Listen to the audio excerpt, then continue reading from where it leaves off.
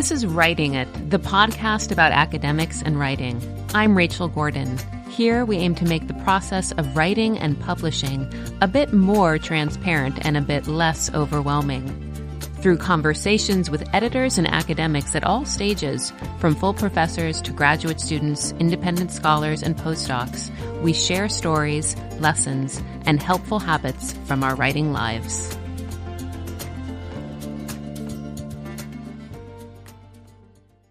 We're really excited to speak with Professor Robin Judd, who is now a full professor of history at The Ohio State University. Professor Judd is a specialist in Jewish, transnational, and gender history, with particular interests in Holocaust studies, the history of anti-Semitism, the history of religion, the history of leadership, and the history of migration. She is the author of the award-winning Between Two Worlds, Jewish War Brides After the Holocaust, and Contested Rituals, Circumcision, Kosher Butchering, and German Jewish Political Life in Germany, 1843 to 1933. Between Two Worlds, her most recent book, won 2 National Jewish Book Awards and was named by the Jewish Women's Archive as one of its summer 2024 book club picks. And congratulations on this recent book, Robin. Thank you so much. I really appreciate your inviting me to be here. As you've explained in your talks, this recent book grew out of thinking originally that your grandmother's experience as a war bride was unique. But as you began teaching Holocaust history, you noticed that Jewish female survivors who wrote memoirs often married the men they met at liberation. So I'm wondering if it was in noticing that this was more of a trend than you might have thought as a young girl hearing about your grandmother's experience that made you think this was kind of worth a book, or was it the stories of these individual women that you wanted to share? What made you go in the book direction with this? I mean, isn't it so embarrassing that that one thinks that one knows something and then one quickly finds out one actually does not? So you're absolutely right. I had thought that my grandmother's experience was unique, in part because that's how she told her story, and in part because she really was unwilling to discuss sort of the nuances of her narrative, and entirely huge swaths of her narrative, not just the nuances. And it was when I began my work teaching the history of the Holocaust and teaching memoirs written by female survivors that I began to realize that I had been entirely wrong, that my grandmother's story probably was not as unique as I had imagined. And so I did want to do a bit more digging. I don't know that I knew that I had a book. I I knew that there was a story I wanted to tell. I finished the book that I was working on at the time, which was Contested Rituals, focused on the 19th and early 20th centuries, and then sort of began to peel back the layers. And it was once I peeled back the layers and began to gather the different stories, that's when I realized that there was a book that was waiting to be told. So it took place in stages. There wasn't a light bulb aha moment like, oh, here I have a book that's ready to be written, but rather it took reading the memoirs, then beginning to kind of understand the testimonies and spending some time with the testimonies, that I realized that there was a book waiting to be told. Yeah, it's so interesting with the Holocaust survivors. It's often their silences that make us question, or want to fill in the gaps and connect the dots. I think people from the outside might assume those of us who have survivors in our family have special insight, which I suppose we do, but we actually usually don't have the full story. And what you're describing, this maybe resistance to talking a lot about it, which I think is really common, is what then seemed to pique your curiosity. Absolutely. And I'm struck now when I look back at it that I wasn't trying to push back against the silence, because that seemed to be the way in which I did think about historical writing when I was a graduate student and deep into my first book project. But it was my grandmother, and she didn't want to be pushed back. And so of course I didn't, because I loved her, and also because I understand how one does oral testimonies, and one doesn't push one's interviewee to go down paths that the interviewee doesn't want to go down. And perhaps what has allowed me to write this book is my ability to sit with silence, and to kind of treat it gently and carefully, to go back to the individuals more than once, to think about what materials might be able to share with them that would pique their interest and that would allow them access to their story in a way that was gentle and kind. And so I think one of the major lessons for me with writing this book has been how to think about the silence in my texts and testimonies differently than perhaps I had when I began my work as a historian. Yeah, I know what you mean. I also had a grandmother who was a survivor, and I'd hear that sort of injunction or command. It seems like we often hear that you need to ask them everything, you need to get the full story. And I felt kind of like you did. Well, I can't push this person. It's sort of like saying, no, let's dwell on this most painful, difficult time in your life. And, you tell me what I want to know. That was just never seemed like a possibility. Agreed. It was both. It seemed to almost level it's as kind of abuse, especially as she aged. But also it made me question, why was it that I wanted this information? Like, for whom was this information important? And that's something that I think about a lot, when I was writing this book, Between Two Worlds, and just, what kinds of information that got shared should be in the book, could be in the book. What was my role in terms of, as interviewer and historian, to share what I was working on, what I was thinking, because often with the survivors or the children of survivors with whom I spoke, they had narratives in mind that they were quite comfortable with. And sometimes my narrative was going to be pushing up against that. And I wanted to be really sensitive to that. Can you give us any examples of where there was conflict like that between the story that they seem to want to tell? Well, there are different kinds of examples. So one example would sit within that category of how survivors came to imagine themselves over time. And again, as we both know, right, there are multiple survivors who never really wanted to talk about their experiences, but there were survivors who, depending on time and place, began at some point to kind of narrate their story.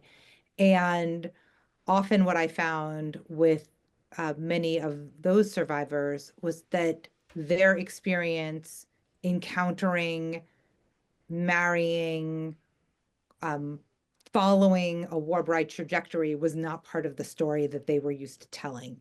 And so some of what I had to do was allow them to tell their story, get it all out, and then kind of return and say, okay, this was really great. And then retell the story so that they knew that I had heard it, right? That I wasn't just pretending to listen, right? That I heard the various parts of the story that they really wanted told, and then come back and say, you mentioned briefly that in, 1945, you met your husband at, can we talk a little bit about that? And then move from there.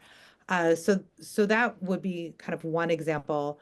Another example would be, the stories that often couples developed to make sense of their relationships, their lives, in various kind of ways. And my asking questions sometimes pushed back about against that. So it might be something like whether they traveled together before they were actually married. And so all of a sudden, family, children who might be sitting in the next room listening to the interview might interject and say, no, you couldn't have gone to Prague, with Papa in 1946 because you didn't marry until 1947, right? And so that was some of that kind of work. And then I think, there's the reality that all of us who work with testimony engage with, which is how over time people create stories that they need to sit with. And I give an example in the epilogue of kind of a historical truth, and I'm putting quotation marks in that. But there, we take things as historical truth. And my grandmother told a story about her experience on the ship that we always thought was slightly far-fetched, but accepted as truth. And it was only when I did the historical research that I realized that there was a whole nother story at play, and really weighed whether or not I wanted to talk about that with my father, because the story that my grandmother told kind of painted her second husband, the man that my father knew as his grandfather, as his father, in like very kind of valiant um, ways. And this story took him out of the picture. And I remember thinking, like, do I want to include this in that final conclusion? Should I be sharing it with my father? How will that affect his memories of the War Bride ship and his relationship with the man that he knew as his father? And of course, in the end, I did share it, but it took apart and a story that he had as part of his identity, and certainly that my grandmother told, over and over and over again. Yeah. Um, I think of this book, Between Two Worlds, as what I think is called a crossover book, meaning it's both academic, it's both for academic readers and for a more popular audience. Was that how you had originally envisioned it, or at some point in working on it did it seem like, oh, it makes sense to do this in maybe a more popular way than your last book? When I started the research, I had in the back of my mind that it was possible that it could be a crossover book, but I will admit that the idea of it was really daunting, that I was most comfortable with the kind of academic writing that I had done up until that point. I knew that a crossover book would require a different kind of writing, a different ear, possibly a different format. And so I sort of pushed it to the side and thought that perhaps what I would do is write up kind of mini pieces about the different survivors and perhaps share those with the families. Like I had all kind of wonderful strategies of allowing myself actually not to do the work of writing a crossover book. And it was really two mentors of mine who called me out and said, why aren't you thinking about this as a crossover book? Like, why are you writing this as an academic book? You should be writing it as a crossover book. Don't you want to write it as a crossover book? And of course, the answer was, yeah, I do, but I'm scared, right? And who wants to admit that? So I realized that I just was unbelievably fortunate and privileged. And I have to acknowledge my privilege. I don't know that I could have made the same decision if I had been an assistant professor going up for tenure where my children's health insurance was dependent on my getting tenure. I don't know that I would have been able to take the time to pivot. And instead, I decided that it was worth taking the time to kind of learn those new skills, that if it took longer for the book to come out, or if it took longer for me to get to promoted to full, that was a privilege that I had. And so that allowed me to do the work, to read books that I thought sort of fit both the crossover genre or the kind of nonfiction for popular audience genre, to get a sense of what I thought worked really well. And and I essentially then rewrote. and that took a while, as you probably could tell from my CV, right? The book comes out, my first book came out in the late 2000s, and this book came out in 2023. So this the book took a long time to research, and then it took a long time to write. Listeners might be wondering, so how do you figure out how to write crossover when you're used to writing academic? It sounds like finding other models, other books that are sort of narrative nonfiction or trade press kind of history was part of that process. Who else or what else taught you this? So that absolutely was true. Reading widely, both in my field, so thinking about who are some of the authors that I love who write, Jewish history, trade, or crossover, and reading those, but then also going kind of far afield in other genres. So trying to read really widely and to get a sense of what do I find appealing in crossover books? What do I think is attainable? And early on in the writing process, I created sort of a ridiculous kind of journal entry for myself that essentially I entitled "Lines That I Do Not Want to Cross." Um, and part of that was because I recognized that I was going to be trying to thread a needle of writing a book that had sort of that academic rigor and gravitas, but that also could be appealing to potentially a trade press or an academic press that had a crossover division.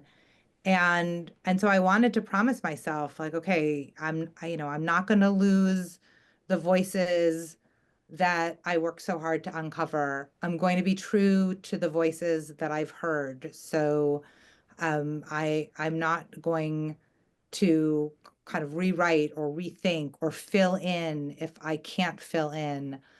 I'm not going to romanticize these couples. I'm going to keep with their messiness, and I'm going to sit with their messiness.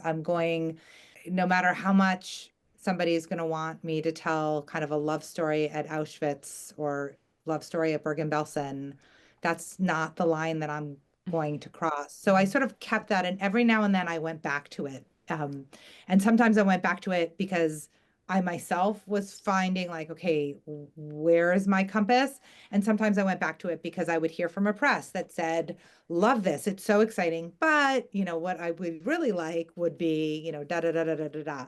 And I would go back to that and say, actually, that's not what I'm wanting to write.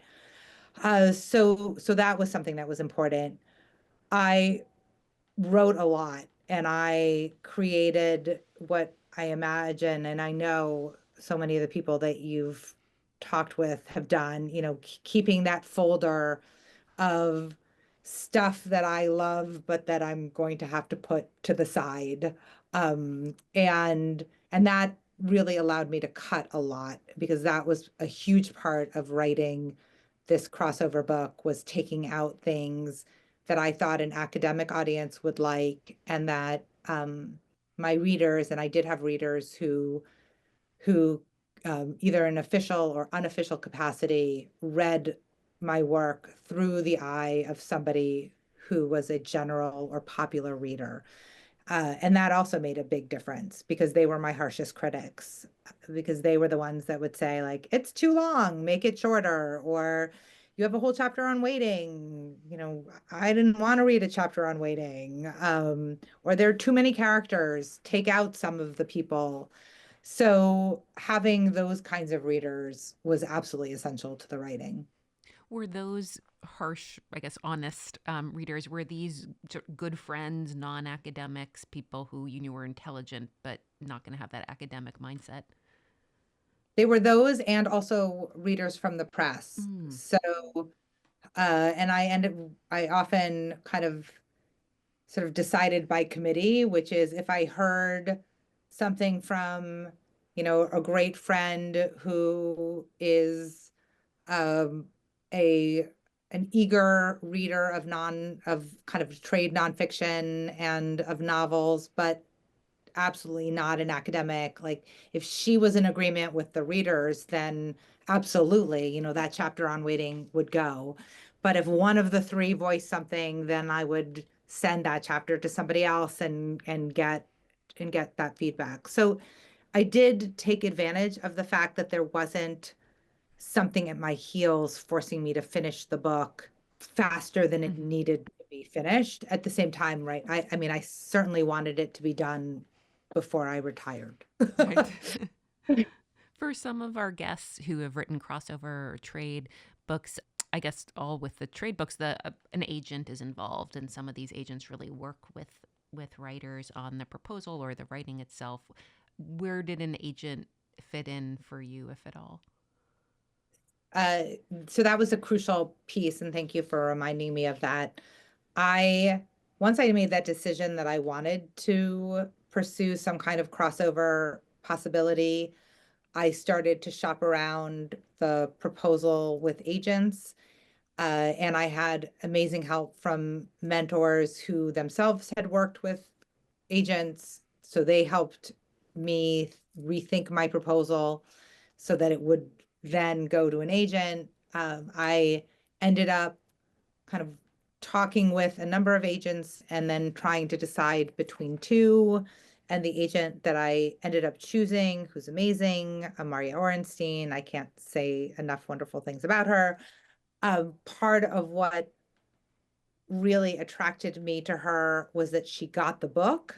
She herself is a granddaughter of a survivor, but also because I thought she would be just a wonderful eye to this to the materials that I was going to be sending off. So she worked with me on that proposal that I thought was ready to go because I had sent it to her. It wasn't ready to go. So she worked with me on the proposal and on three chapters. And that's what we eventually sent off to various presses.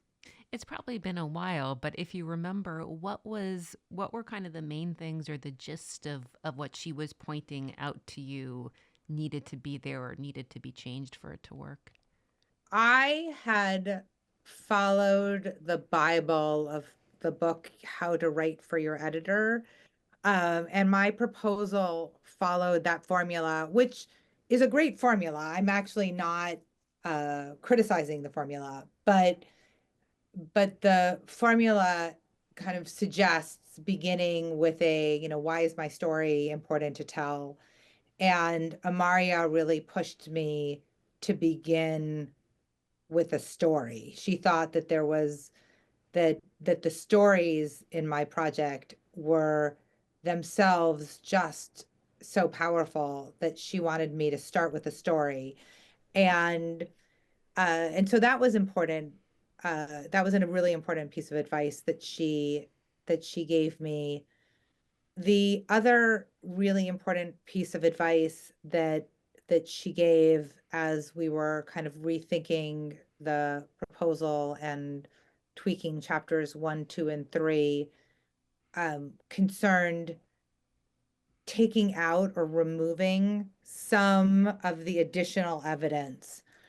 And so how to streamline it felt a little bit like like some sort of terrible like who's in who's out kind of game, but to really do the work of figuring out who were the couples that I wanted to showcase in the book, who were the couples that would be kind of in that tertiary circle of giving evidence, and then who were the couples that maybe would make it into the footnotes, but maybe wouldn't make it at all into the book, period. And that was really painful. So, with the three chapters that she saw were longer because I had more of that kind of tertiary additional couples. Like, I'm giving you an example of the possibility of couples meeting at synagogue. Like, let me give you 10 examples of this, right? And she forced me to take a step back and really think, not just for that chapter, but who were the couples that I was going to keep kind of in that back pocket throughout the book, and not to constantly be shifting, so that the evidence in one was going to be different than in two, that was going to be different in three and four, five and six, right? It just, and that was really important, but also very difficult advice. One of the things that some guests have spoken about is chapter length, especially when they're trying to write more crossover. And I guess the idea that maybe it's more readable when our chapters are shorter, which isn't something we're used to from academic books. And even on actually on Facebook, I sometimes see academic friends posting like, what do people think about the short versus long chapter? How did you figure that out for this book? So I try to keep with shorter rather than longer. Um, I really kept an eye towards the what I often would say was the child or grandchild of the survivor that I wanted to read the book. And what and again, not to suggest that these are unintelligent individuals at all. No, no, no. I've met with many of them and they're brilliant. But what would a chapter length be that could kind of occupy them, that would keep them engaged? And so for me, I tended to try to weigh towards shorter, and and that became painful when I realized that there were going to be essentially two chapters that were going to get cut the from the book, because when I wrote the book, at the point where we were ready, um, for readers, I was able to write these shorter chapters in part because there were more of them and there were with the final version, right? Mhm. And the readers came back with that, we don't want to wait. So a whole chapter on waiting got removed, and I think there's maybe a paragraph of that entire chapter that made its way into the book. And there were separate chapters on courtship and on marriage, and those two chapters got so significantly chopped that they became one. And the truth was, once I did that work, especially with that, it made more sense with the arc, the narrative arc of the moments that I saw kind of my interventions. But it took until I did that chopping that I realized, like, oh, that really made sense. But those readers, that was hard to take, because you sort of come to love what you've written, Mhm. especially when you think you're done. Right. Uh, and then you go back because you're not done. That's what readers do. We've all been readers, Yeah. right? We want to make these projects better, and the readers made this book better. It sounds like through the process you became more sensitized to thinking about the reader's experience of your work. I mean, maybe you thought about that a lot before, but I could also imagine that you were thinking more of your academic peers or colleagues, what they would find useful as opposed to this kind of reader experience of the text. Is it engaging? Is it boring? Am I sort of giving them what they need to go on? Is Do you think this has become part of you more as a writer now going forward? Yes, I do. I I am struck by how much now I think about the individual who's going to be reading the my work, and even just in thinking about possible next projects, and what kind of writing do I want to do. I've really enjoyed that challenge of threading the needle, and I could imagine wanting to do that again. But certainly, I don't work on the history of the book, but I've become more and more fascinated by it with the writing of this book project, because I've paid so much more attention to the variables that make up the history of a book production, from the moment of research through the moment that the book gets digested by a reader. Does that mean are future projects kind of around book culture at all for you, or what are you thinking about? No, I mean, future, I don't think so. Although I find it fascinating. No, I'm sort of playing around with different ideas for next projects, all of which will depend on research that hasn't yet been done. And so I think the research will determine in what direction I next go, but I hope it will be a crossover. That is my intention. Yeah, I wonder if part of your interest there is it seems like you've done a lot of book events. I was lucky enough to be at your book talk at Columbia University this fall, which was great. You're a wonderful speaker. And what struck me, or one of the things that struck me in that presentation, is you talked about how one of your research questions was this very human question I think many of us have about couples we know, which is how do they get from a encounter that might seem formal or very unromantic to eventually getting married. And I remember hearing you talk about that and thinking, well, that's interesting that as a scholar, you felt like that was a question sort of worthy of research. As a reader and just as a person, it's definitely one that I want to read about. But was that part of the thinking about how to make this a crossover book? What's a kind of human interest point here? It's such a great question. I I don't think so. In that what I have always loved most as a historian are sort of the relationships among individuals and the alliances that get created or that fall apart or the decisions that people make and how they make them depending on time and place. And so, in some ways, that question that you just mentioned of how do we get from encounter to courtship to marriage, that to me was a real research question, which also, I mean, I guess is a real human question. But in reading a lot of the war bride literature that doesn't deal with Jews, but on which I based a lot of my work, a lot of it does sort of we have the moments where they encounter, we may talk about, you know, courtship really briefly and then talk about their marriage.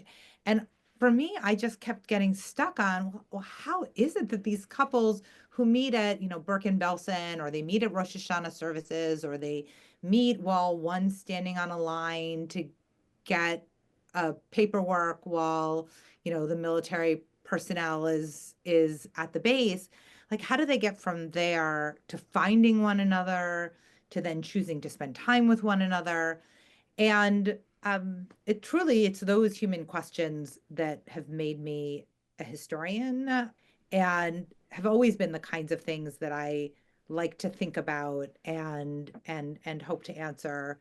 And I was so pleased as I was doing the research that I could find enough material on some of the couples to be able to kind of track them from, moment one to moment two to moment three to moment four to moment five and see, where is it that they're spending their time and with whom are they spending time and how does that then lead to other networks of war bride military marriages. Uh, so these human questions just totally fascinate me. About the book talks you've been doing, some of our guests have talked about really being able to kind of tap into their networks to make book events happen because we don't live at a time I think when most presses are able to really organize those for especially academic authors. And it's been helpful I think for our listeners to hear other academics kind of speak honestly about how they make these things happen if they want to do them, and not everyone does. But for you, how did these events come about? It's sort of a convoluted answer, but I chose not to hire a publicist. I do know of colleagues who have wanted to do book talks, and that's been one route that they've gone. And it's an expensive route, but from what I understand, it's a really productive one. So if one has the resources and wants to go that route, I think it's probably a good route to pursue. I had I had sort of a kind of a multi-pathed plan that one path was I was going to apply for the Jewish Book Awards and I was going to apply for the Jewish Book Council's Jewish Book Network program, what I lovingly refer to as the Shark Tank for about Jews. Um, and I was going to write to a circle of friends about the book coming out. North Carolina had um, a code for a discount, and that I could send it to them and ask them if they had suggestions or leads about various book talks. And then I got diagnosed with breast cancer. So I launched, my book Wow. came out, and I got diagnosed with breast cancer and in January. And so everything sort of then went slightly into disarray. That's where the convoluted part of it is. Mm, And if there's one lesson to be told, it's get one's annual screening and take care of yeah, oneself. And I'm fine and doing well, that's and wonderful. yes. But so I did not do the third path that I was planning on doing, which was in the spring. I was planning on writing to kind of that a larger circle of friends. Um, and it was important to me that that message, the ones of like people that I don't really know, but kind of know, I didn't want to do that while I was, president of the AJS. I didn't want, there were things that for me would have felt uncomfortable. And so really the first message that I sent out in the fall were to people whom I know well. Like, my book is coming out. I'd love to see you. These are people who I know their children's names, or, they know what I look like, I know what they look like, versus kind of a larger circle of people that you may cross paths with. Like, that message Yeah. I was planning on sending in the spring, and I never did, because I ended up having surgeries and treatments, and that took me through the summer. So I did do the Jewish Book Network. I did do, which ended up resulting in a number of invitations for this coming year. So that was really helpful. Some of the friends that I was supposed to see in the spring, I'm now going to their campuses in the spring. The talk that you attended in Columbia, that one, um, Rebecca and I set up right after my diagnosis, and we set it up for September because our thinking was, hopefully by September I'll be out and about. And if not, then like we've got other problems to work on. And so now I'm trying to figure out, do I want more book events? Like, it's interesting that you think I've had many. I did do a couple of Zoom ones in the spring, which I was able to do because they were Zoom. Um, the book is coming out as paperback Oh, yay. in February. Yeah. So there is an opportunity, right, for me to see about trying Mm, to line up more talks. I think I also have to think for myself what's feasible. Like, you know, I'm not a full-time author. I teach, I run a program here at Ohio State. There are other things that occupy my time. I still do have some treatments. So every now and then I have to be near mm-hmm. Spielman's breast center. But yeah, so I'm kind of curious what should be the next step with the paperback coming out, because it is an opportunity to potentially line up more book events, or perhaps the answer is kind of close that door, or Mm, maybe close the door slightly, and then take advantage of the fact that now that I'm approaching the end of my treatment, I can start traveling and do mm, research again, mm-hmm. which I haven't yet, which I wasn't able to do last summer because I was here in Columbus, Ohio instead. So I don't know if that answers your question, but I'm happy if people have suggestions too about some of your listeners about what they've done when they've had books come out in paperback. This is entirely new. Contested Rituals did not come out in paperback. Mm, yeah. I mean, it's a question that I know many of my friends and I have wondered. What is the right amount of book events? What do we hope to get out of these, or what's the purpose?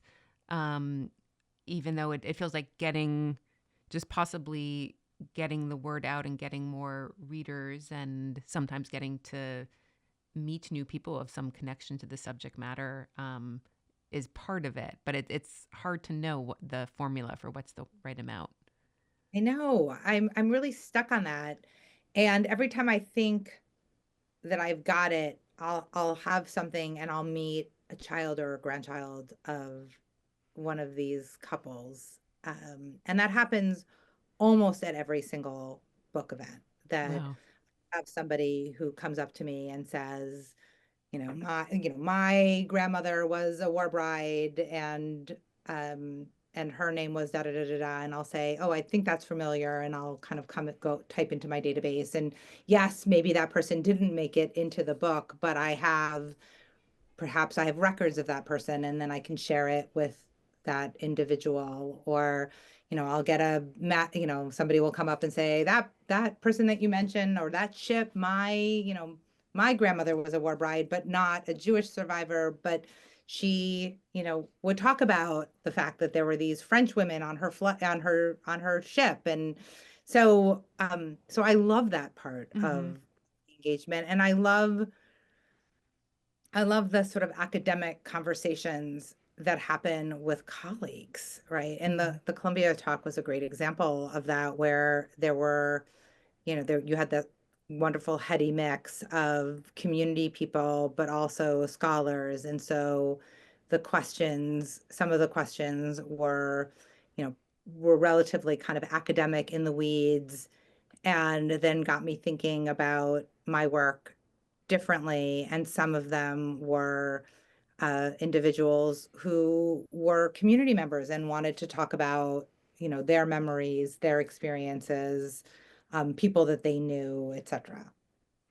You've alluded to this, but you've held a lot of academic leadership positions, and including, by the way, being president of the Association for Jewish Studies, which is the largest international learned society and professional organization representing Jewish studies. So I wanted to ask you, kind of on behalf of our listeners who might be thinking about taking on these kinds of leadership positions, how it's worked for you, the writing and research, and that huge amount of service.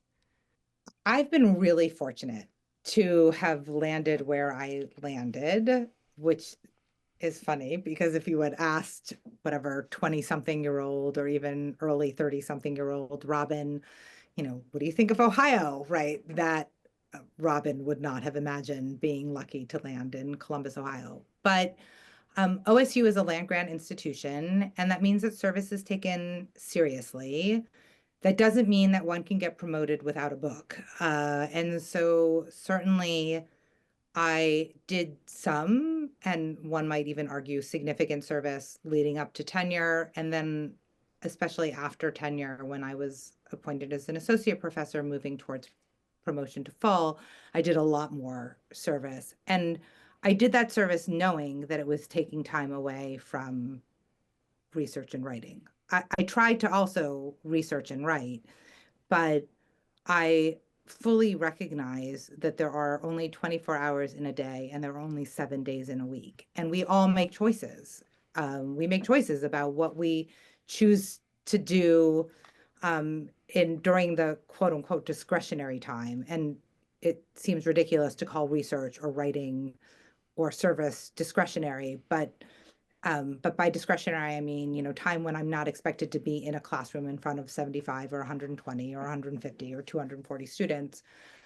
Um, and and so I tried to juggle, and I tried to drop as few balls as I possibly could. But but there were, to be entirely frank and honest, like there were consequences of that. I have published, but I'm nowhere near as published as some people who are full professors who choose not to do the same kind of service. And then there are people who are full professors who do huge amounts of service who don't sleep, like whom I'm convinced are like supernatural, not human individuals, and we both know who they are. And but I can't possibly compare myself to them because they're not human. But for the rest of us who are humans, Mm-hmm. we have to make choices. And I loved the service that I did, and I was really committed to it, whether it was, serving as a reader or a reviewer, whether it's been serving as a mentor, whether it's been being part of the Association for Jewish Studies, which is an organization that I really like, whom I really believe in, because I think there should be and is a big tent space for academics and non-academics interested in Jewish studies. Um, or whether it was, my kids' Jewish day school or volunteering with local refugee families or whatever it might be. Like service is part of who I am. And it was something that I needed to fold in to what I do, just as, I make sure that there's time for me to eat or shower. For me, service feels kind of the same way. It's Mhm. just part of how I think of myself. Yeah, kind of an identity thing.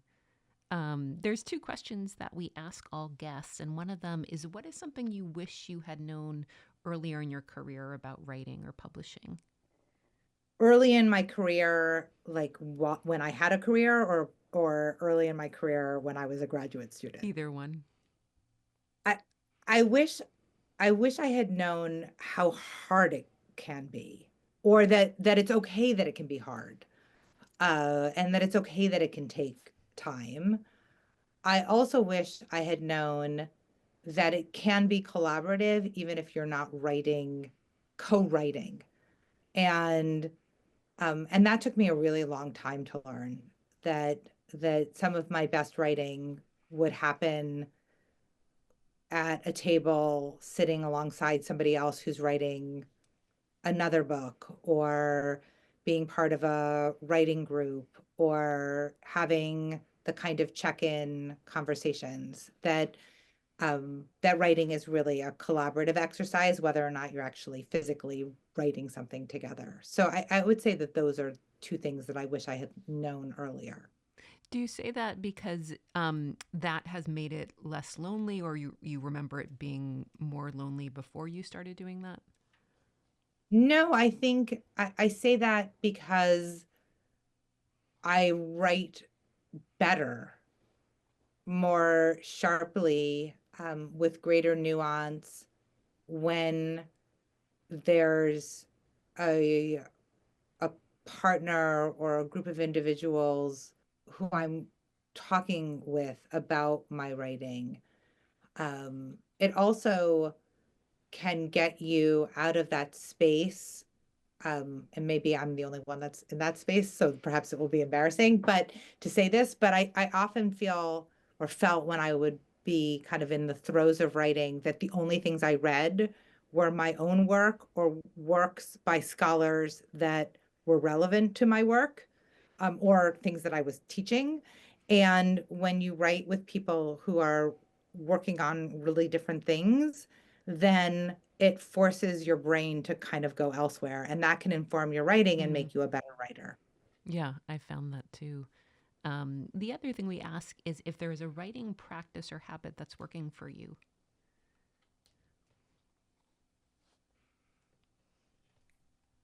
There are writing practices that I aspire to. I remember many years ago, a mentor of mine said, every day write for, an hour. And that never worked for me. Uh, I mean, it only worked when I had the hour, or felt like I had the hour to write.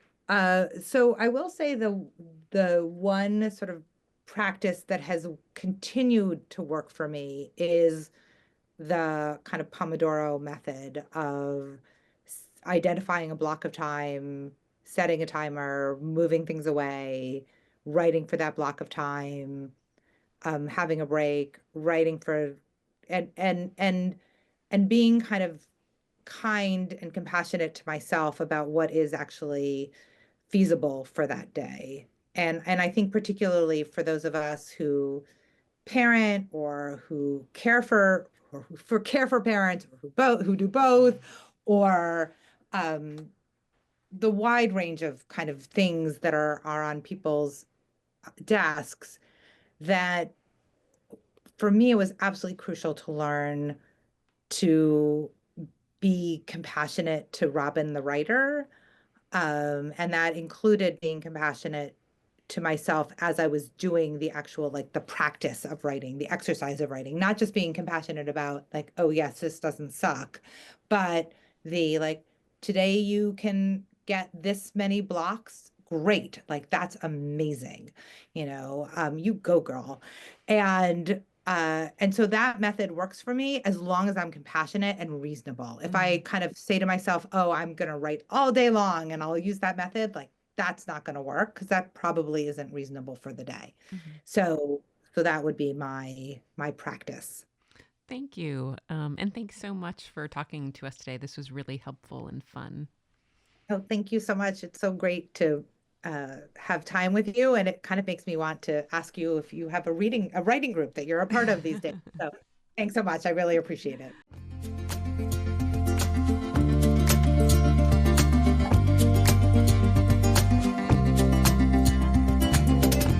Thanks for listening to Writing It, the podcast about academics and writing, sponsored by the Center for Jewish Studies at the University of Florida. Visit our podcast description to find out how to contact us and send us your questions about academic writing and publishing. Follow us on social media at Writing It Pod and subscribe to us so you never miss an episode.